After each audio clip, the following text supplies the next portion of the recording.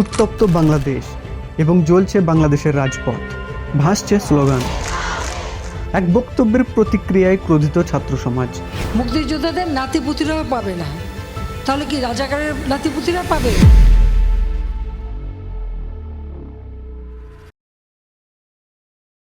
হ্যাঁ, যেসব ঘটনা, ভিডিও, চিত্রগুলি আপনারা এখন সোশ্যাল মিডিয়ায় দেখছেন, এটা বাংলাদেশে জ্বলে ওঠা ছাত্র এবং যুব চাকরি প্রার্থী সমাজ।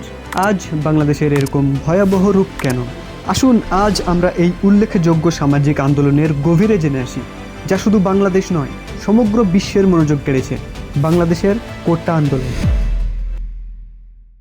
এই আন্দোলনটি একটি বিতর্কিত কোটা পদ্ধতির বিরুদ্ধে ছাত্র এবং চাকরি প্রার্থীদের সংগ্রামকে তুলে ধরে, যা অনেকে বিশ্বাস করে যে এটি বৈষম্য এবং বৈষম্য স্থায়ী হয়। ঘটনাটি শুরু করি 15 জুলাই 2024, সময় সন্ধ্যা 7:15। তখন কয়েকজন বাংলাদেশের ঢাকা মেডিকেল কলেজ হাসপাতালে ঢুকে পড়ে। এই সময় কিছু আহত শিক্ষার্থীদের হাসপাতালে চিকিৎসা চলছিল, কিন্তু এই ব্যক্তিগুলো তাদের উপর হামলা শুরু করে। এমনকি যারা এই ছাত্রদের চিকিৎসা চালাচ্ছিল তাদের উপরও হামলা শুরু করে। এখন এই দৃশ্য শুধু ঢাকা মেডিকেল কলেজ নয়, এখন এই আগুন যেন সারা বাংলাদেশে ছড়িয়ে পড়েছে এবং এই আগুনের ধাও পুরো বিশ্বের নজর কেড়েছে। Breaking news out of Bangladesh, where Bangladesh remains tense with some students having. Our next story is from Bangladesh. On Sunday, the country's students took to the streets. They were protesting. Turning to some other news now, Bangladesh has been gripped by another day of protests. After weeks of widespread unrest in Bangladesh.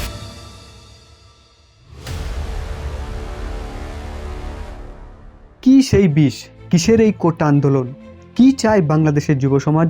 এটা অবশ্যই ইতিমধ্যে আপনাদের মধ্যে কয়েকজন জানেন, এবং যারা জানেন না তারা মনোযোগ সহ ভিডিওটি দেখলে সব কিছুই বুঝে যাবেন। 2024 সালের জুলাইয়ের দিকে যখন বাংলাদেশ হাইকোর্ট এই কোটা পদ্ধতি পুনর্বহাল করার জন্য একটি বিতর্কিত রায় দেয়, তখন এই সিদ্ধান্তটি ছাত্র এবং চাকরি প্রার্থীদের মধ্যে ব্যাপক প্রতিবাদের প্রজ্বলন ঘটায়, যারা মনে করে যে কোটা ব্যবস্থা বৈষম্যমূলক এবং ইতিমধ্যেই প্রতিযোগিতামূলক চাকরির বাজারে তাদের সুযোগ সীমিত করেছে। এখান থেকেই শুরু হয় বিক্ষোভ। এই বিক্ষোভ শান্তিপূর্ণভাবে শুরু হলেও দ্রুত বিক্ষোভকারী ও পুলিশের মধ্যে সহিংস সংঘর্ষে পরিণত হয়। তার কারণ আসলে এতদূর এগুনোর আগেই সমাধানের প্রচেষ্টা বের করার উপায় পাওয়া যেত, কেননা কিছুদিন আগে পর্যন্ত প্রোটেস্ট শান্তিপূর্ণভাবে চলছিল। কিন্তু এরপর আসে বাংলাদেশের প্রধানমন্ত্রী শেখ হাসিনার একটা বক্তব্য, যার ক্ষোভে ছাত্র যুব সমাজ আরও উত্তপ্ত হয়ে ওঠে। এখানে প্রতিরোধকারীরা ভেবেছিলেন যে তাদের প্রচেষ্টার সমাধান হয়তো বের হবে, কিন্তু এখানে কিছু অন্যরকম হয়। এবার একটা সংবাদ সম্মেলনের মধ্যে শেখ হাসিনাকে কিছু সাংবাদিক ওনাকে জিজ্ঞেস করলেন কোটার সম্পর্কে, এবং তিনি যা বললেন সেটা আপনারা নিজেই শুনুন। মুক্তিযুদ্ধের বিরুদ্ধে এত ক্ষোভ কেন? মুক্তিযোদ্ধাদের নাতিপুতিরাও পাবে না, তাহলে কি রাজাকারের নাতিপুতিরা পাবে? আর এই বক্তব্যের পর শুরু হয় আরও উত্তপ্ত পরিবেশ। প্রতিবেদনগুলি ইঙ্গিত করে যে সারা দেশে, বিশেষ করে ঢাকার মতো বড় শহরে উত্তেজনা ছড়িয়ে পড়ে। সরকার জনসভা, টিভি সংবাদ, এমনকি টেলিযোগাযোগ বন্ধ করে দিয়েছে। বৃহস্পতিবার 18 জুলাই সরকার অস্থিরতা নিরসনে মোবাইল ইন্টারনেট নেটওয়ার্কও বন্ধ করার নির্দেশ দিয়েছেন। এদিকে আন্দোলনকারীদের সড়ক অবরোধ ও নিরাপত্তা কর্মকর্তাদের কারণে পুরো রুটে ট্রেন চলাচল বন্ধ রাখা হয়েছে। স্কুল ও বিশ্ববিদ্যালয় অনির্দিষ্টকালের জন্য বন্ধ করে দেওয়া হয়েছে। বাংলাদেশে প্রায় প্রতিটি কলেজ ক্যাম্পাস আজ রক্তাক্তে ভরে গেছে। এবার আপনার মনে একটা প্রশ্ন আসতেই পারে যে এত বড় ঘটনাটি ঘটলো, সময় মতো এটিকে নিউট্রাল করা যেত না যেত না? আপনাদের ক্ষেত্রে জানিয়ে রাখি যে এই ঘটনাটি বড় হওয়ার আগেই এটাকে কন্ট্রোলে আনা যেত। এবার কিছুদিন আগে সংবাদ মাধ্যমে জানা যায় যে প্রায় 43 জন নিহত হয়েছে এবং কয়েকশো শিক্ষার্থী আহত হয়েছে। আন্দোলনকারীরা তাদের হতাশা প্রকাশ করেছেন কোটা পদ্ধতির অবসানের দাবিতে এবং চাকরি বরাদ্দের ক্ষেত্রে মেধাভিত্তিক পদ্ধতির আহ্বান জানিয়েছেন। এরপর পরিস্থিতির বিক্ষোভ বেগ পেতে পরিস্থিতি মারাত্মক আকার ধারণ করে এবং আবার সংবাদপত্রের মাধ্যমে জানা যায় যে জুলাইয়ের মাঝামাঝি পর্যন্ত প্রায় 150 জনেরও বেশি লোক নিহত হয়েছেন এবং আরও হাজার হাজার লোক আহত হয়েছে, যা বাংলাদেশের সাম্প্রতিক ইতিহাসে সবচেয়ে সহিংস পর্বগুলোর একটি হয়ে উঠেছে। সরকার শৃঙ্খলা পুনরুদ্ধারের চেষ্টায় একটি ভারী হাতের ক্র্যাকডাউন, সামরিক বাহিনী মোতায়েন এবং কারফিউ জারি করে প্রতিক্রিয়া জানান। এখানে দেখা যাচ্ছে যে পুলিশ বিক্ষোভকারীদের বিরুদ্ধে টিয়ার গ্যাস, রবার বুলেট এবং লাইভ গোলাবারুদ পর্যন্ত ব্যবহার করে। এমনকি কিছু ভাইরাল ভিডিও সামনে এসেছে ঠিক যেভাবে পাকিস্তান শাসকের সময় ঘরে ঢুকে মারধর করত, সেভাবেই প্রধানমন্ত্রী হাসিনার শাসনে পুলিশ বাহিনীরা ঘরে ঢুকে মারধর করে, যেটি সবার কাছে খুবই নিন্দনীয়। এমনকি শুরুতে পুলিশের গাড়ি সাধারণ পাবলিকের উপর দিয়ে চালানো হয়, ফলে সাধারণ মানুষ সেই পুলিশকে পাল্টা আক্রমণ করে। এবার প্রোটেস্টকারীদের মধ্যে সাধারণ মানুষ, ছাত্র, মহিলা যাকেই দেখা হয় পুলিশের আঘাতের শিকার হতে হয়। পরিস্থিতি নিয়ন্ত্রণ আনতে সরকার সেনাবাহিনী নিয়োগ করেন এবং কারফিউ জারি করার সাথে সাথে শুট অ্যান্ড সাইট অর্ডার দেন, যার ফলে মানবাধিকার সংস্থাগুলি ব্যাপকভাবে নিন্দা জানায়। এখানে আন্দোলনকারীরা সরকারকে অতিরিক্ত শক্তি প্রয়োগ এবং ভিন্ন মত দমন করার অভিযোগ এনেছে। বিক্ষোভ শুধু চাকরির কোটা নিয়ে ছিল না, তারা সরকারের স্বৈরাচারী প্রবণতার সাথে বৃহত্তর অসন্তোষের প্রতীক। একটা কথা জানানো খুবই ইম্পর্টেন্ট, কারণ এই ভিডিওটি যারাই দেখছেন তাদের অনুভব অন্যরকম থাকতে পারে। এখানে আমরা কোনো পক্ষের হয়ে বলছি না, আমরা নিউট্রাল এবং বাস্তবতাকে তুলে ধরার চেষ্টা করছি, যাতে সাধারণ মানুষ বুঝতে পারে বাংলাদেশের এই জ্বলন্ত আগুনের রহস্য কি। এখানে আপনি দেখতে পাচ্ছেন এবং একটি স্লোগান শুনতে পাচ্ছেন, আমরা রাজাকার, বা চাইতে গেলাম অধিকার, হয়ে গেলাম রাজাকার।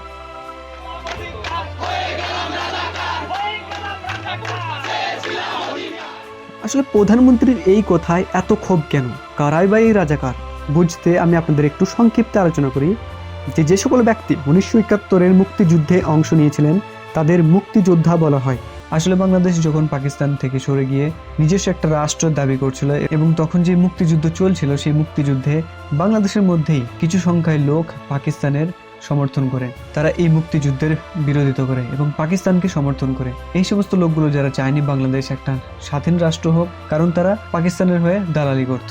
আপনি এখানে বুঝতে পারেন যে এক কথায় রাজাকার তাদেরকেই বলা হয় যারা দেশে থেকে দেশের প্রতিগাদ্দারি করেছে, তাদেরকেই রাজাকার বলা হয়। এখানে সাধারণত আপনার মনে একটা প্রশ্ন আসতেই পারে যে প্রধানমন্ত্রী কি আন্দোলনকারীদেরকে রাজাকার বলেছেন বা কেন? তাহলে আপনি আবার এই ভিডিওটি দেখুন। মুক্তিযুদ্ধের বিরুদ্ধে আর মুক্তিযুদ্ধের বিরুদ্ধে এত ক্ষোভ কেন? মুক্তিযোদ্ধাদের নাতিপুতিরাও পাবে না, তাহলে কি রাজাকারের নাতিপুতিরা পাবে?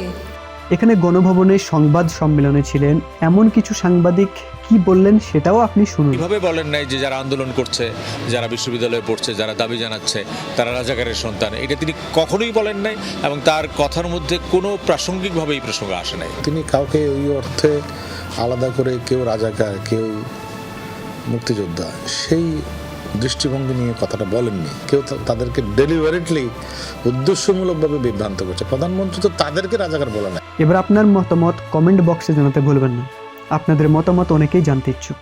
যাই হোক, আসলে এই সমগ্র আন্দোলনটির মেন কারণ হচ্ছে কোটা, আর এই কোটা কিন্তু দেশের উন্নতির বাধাও সৃষ্টি করে থাকে। হয়তো আপনি ভাবছেন এই কোটা কি, কেনই বা হচ্ছে এত রক্তপাত?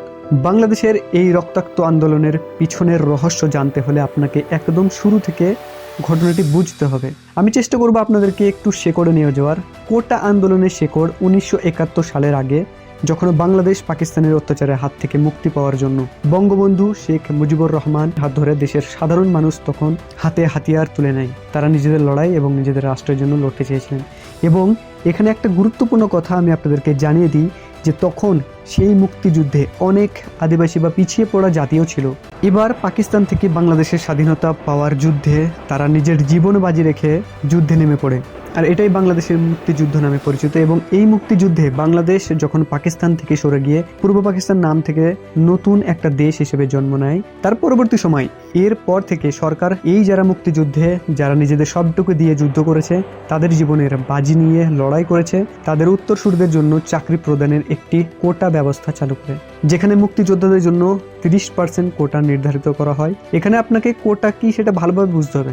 যারা মুক্তিযোদ্ধা নামে পরিচিত, প্রাথমিকভাবে এটি তাদের আত্মত্যাগকে সম্মান করার এবং তাদের পরিবারের সমর্থন নিশ্চিত করার একটি উপায় হিসেবে দেখা হয়েছিল। আপনি বলবেন এটা একদম ঠিক, যারা জীবনে বাজি রেখে লড়াই করেছে তাদের পরিবারের জন্য তো কিছু করাই যেতে পারে, তাই না? ঠিক। কিন্তু এবার এখানে যে সকল মুক্তিযোদ্ধা যুদ্ধ করেছিলেন তাদের মধ্যে অনেকেই পড়ালেখা জানতেন না, তাহলে চাকরি করবেন কিভাবে? তাই সরকার সে সমস্ত যোদ্ধাদের পরিবারের কাউকে চাকরি দেওয়ার কথা জানান, যেখানে ভারতের মতো বাংলাদেশের সংবিধানও ন্যায় এবং সমানতা নীতির ভিত্তিতে তৈরি। এখানে সব নাগরিকের জন্য সমান সুযোগ প্রয়োগ করা উচিত। কোটা পদ্ধতিকে সামাজিক উদ্ভাবনের মাধ্যম হিসেবে দেখা হলেও বর্তমান পরিস্থিতিতে এর ব্যবস্থা সংবিধানের মূলবোধের পরিপন্থী বলে মনে হচ্ছে। সংবিধানের উদ্দেশ্য হলো সকল নাগরিককে সমান অধিকার প্রদান করা, কিন্তু কোটা ব্যবস্থা সেই উদ্দেশ্য পূরণ করে না, বরং সমাজে বিভাজন ও বৈষম্য সৃষ্টি করেছে। সবচেয়ে বড় কথা, সরকারি চাকরিতে 13% কোটা মুক্তিযোদ্ধাদের সন্তান ও নাতি নাতনিদের জন্য সংরক্ষিত হয়েছে, যারা 1971 সালে তৎকালীন পশ্চিম পাকিস্তানের শাসনের বিরুদ্ধে স্বাধীনতা সংগ্রাম করেছিলেন। 10% নারীদের জন্য, ব্যাকওয়ার্ড ডিস্ট্রিক্টের জন্য 10%, এথনিক মাইনরিটিসের জন্য 5% এবং 1% শারীরিক প্রতিবন্ধী ব্যক্তিদের জন্য, এবং 44% কোটা সিট থাকে মেধা তালিকাদের জন্য। মানে এখানে ক্লিয়ার বোঝা যায় যদি সরকারি চাকরি আসে তাহলে অলরেডি 56% আগে থেকেই কোটার মাধ্যমে বুক হয়ে থাকে। তাহলে এখানে বুঝতেই পারছেন যে দেশের কত ভাগ মানুষের চাকরি কোটার মাধ্যমে হয়ে যাচ্ছে এবং একটা বড় অংশ বঞ্চিত থাকছে চাকরি থেকে। আর এই সব হচ্ছে এই কোটার জন্য। এটাই কিন্তু সাধারণ মানুষের কাছে বৈষম্যের একটি বিশাল কারণ হয়ে দাঁড়িয়েছে। এই কোটার নিয়ম লাগু হয় বঙ্গবন্ধু শেখ মুজিবুর রহমানের হাত ধরে 1971 থেকে 1975 সাল পর্যন্ত, কিন্তু ওনার মৃত্যুর পর এটি আবার ক্লোজ করা হয়। পরবর্তীতে যখন শেখ হাসিনা 1996 সালে আবার ক্ষমতায় আসেন, তিনি তখন এই কোটা সংস্থা পুনরায় চালু করেন। পরবর্তীতে যখন সরকার পরিবর্তন হয় 2001 সাল নাগাদ, তখন আবার এই কোটা ব্যবস্থা বন্ধ হয়ে যায়। যদিও সেটি পরিপূর্ণ হয়নি, শেখ হাসিনা পুনরায় যখন ক্ষমতায় আসলেন তারপর তিনি আবার কোটা চালু করেন। কিন্তু এতক্ষণ পর্যন্ত দেখা যাচ্ছে যে এই কোটার মাধ্যমে দেশের মুক্তিযোদ্ধা ছাড়াও তাদের পরিবারের অন্যান্য ব্যক্তিরাও চাকরি পাচ্ছে, যেমন তাদের রিলেটিভ, নাতি নাতনি ইত্যাদি। এখানে দেখার বিষয় যে উন্নত মেধা তালিকার ছাত্রছাত্রীরা তাদের প্রতিযোগিতা ছাড়াই বঞ্চিত হচ্ছিল চাকরি থেকে। তার কারণ শুধুমাত্র এই কোটা। তাই আবারও একবার বাংলাদেশের সেই ঢাকা বিশ্ববিদ্যালয় থেকে আন্দোলন শুরু হয়েছে। আর এই ঢাকা বিশ্ববিদ্যালয় থেকে কিন্তু প্রথম আন্দোলন শুরু হয়েছিল মুক্তিযুদ্ধের আগে।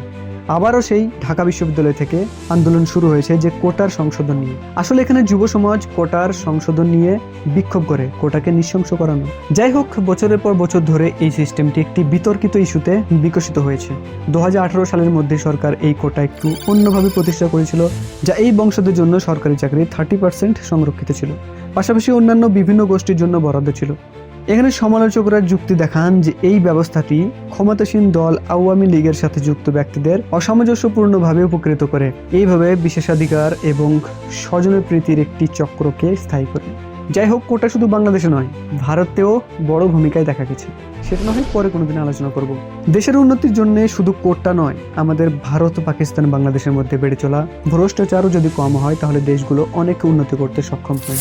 টাকার ক্ষমতা, সহায়তা চেন, এগুলি ছাড়াও যদি মেধা তালিকার অনুযায়ী যোগ্য ব্যক্তিদের চাকরির ব্যবস্থা হয় তাহলে এই দেশগুলো পিছিয়ে থাকা থেকে বিরত হয়ে উঠতে পারে। ঘটনাটি একটি উল্লেখযোগ্য মোড়কে 21 জুলাই 2024 বাংলাদেশের সুপ্রিম কোর্ট একটি রুল জারি করে, যা কোটা পদ্ধতিকে পিছিয়ে দেয়। আদালত সুপারিশ করেছে যে 93% সরকারি চাকরি মেধার ভিত্তিতে বরাদ্দ করা হবে, মাত্র 5% মুক্তিযোদ্ধাদের বংশধরদের জন্য এবং 2% জাতিগত সংখ্যালঘু এবং প্রতিবন্ধী ব্যক্তিদের জন্য। আপনি ভাবতে পারেন তাহলে কি এখানে কোটা প্রতিরোধকারীদের জয় হয়েছে? যদিও এর আগে বিক্ষোভকারীদের জন্য আংশিক বিজয় হিসেবে দেখা হয়েছিল। অনেকেই সন্দিহান ছিলেন। অ্যাক্টিভিস্টরা যুক্তি দিয়েছিলেন যে এই সুপারিশগুলির বাস্তবায়ন এখনও সরকারের বিবেচনার ভিত্তিতে ছিল, যা ভবিষ্যতে সম্ভাব্য কোটা পরিবর্তন করতে পারে। সাম্প্রতিক সহিংসতা ধুলো মিটে যাওয়ার কোটা আন্দোলনের ভবিষ্যৎ অনিশ্চিত। আন্দোলনের সময় নিহতদের বিচার এবং কোটা ব্যবস্থা সম্পূর্ণ পরিবর্তন সহ তাদের দাবিগুলো পুরোপুরি পূরণ না হওয়া পর্যন্ত আন্দোলন চালিয়ে যাওয়ার অঙ্গীকার করেছেন ছাত্র নেতারা। কেউ জানেন না এই আন্দোলন কি এখানেই থামবে নাকি আরও অন্যভাবে কিছু প্রকাশ করবে। বিক্ষোভ প্রশমিত হবে বা আরও বাড়বে কিনা তা নির্ধারণে সরকারের প্রতিক্রিয়া গুরুত্বপূর্ণ হবে। বিশেষজ্ঞরা পরামর্শ দেন যে প্রধানমন্ত্রী শেখ হাসিনার নেতৃত্বে ক্ষমতাসীন দল তরুণদের মধ্যে ক্ষোভের গভীরতাকে অবমূল্যায়ন করতে পারে, যা তাদের কর্তৃত্বকে আরও গুরুত্বপূর্ণ চ্যালেঞ্জের দিকে নিয়ে যেতে পারে। বাংলাদেশের কোটা আন্দোলন সমাজের সাম্য এবং ন্যায় বিচারের জন্য চলমান সংগ্রামের একটি শক্তিশালী অনুস্মারক। সাথে সাথে ক্ষতিগ্রস্তদের কণ্ঠস্বর এবং বাংলাদেশের শাসন ও নাগরিক অধিকারের বিস্তৃত প্রভাব বিবেচনা করা অপরিহার্য। এবার 23 জুলাই একটি ভিডিও সামনে আসে যেখানে রাস্তায় আবার যানবাহন চলাচল হালকা মাত্রায় শুরু হয়। যদিও মানুষের ভয় এখনও আছে, তবে সেনাবাহিনী নিয়োগে এবং কারফিউ জারির পর অল্প সংখ্যায় চলাচল দেখা যাচ্ছে। জনগণের স্বস্তি ফিরেছে, যেটা কিছুদিন আগে সম্পূর্ণভাবে বন্ধ ছিল। আমরা আশা করি আবারও শান্তি ফিরে আসুক। এই ভিডিওটি দেখার জন্য আপনাকে ধন্যবাদ। আপনি যদি এই ভিডিওটি তথ্যপূর্ণ বলে মনে করেন তাহলে অনুগ্রহ করে আমাদের ভিডিওটিকে লাইক, শেয়ার এবং সাবস্ক্রাইব করে রাখুন। হ্যাঁ, একটা গুরুত্বপূর্ণ কাজ আপনাকে করতে হবে, যেটা নিচের কমেন্ট বক্সে কোটা পদ্ধতি সম্পর্কে আপনার চিন্তা ভাবনা আমাদের অবশ্যই জানাবেন, যাতে বাকি লোকেরা আপনাদের কমেন্টগুলি দেখে আপনাদের মতামত জানতে পারে, জনসাধারণের মতামত জানতে পারে। ধন্যবাদ।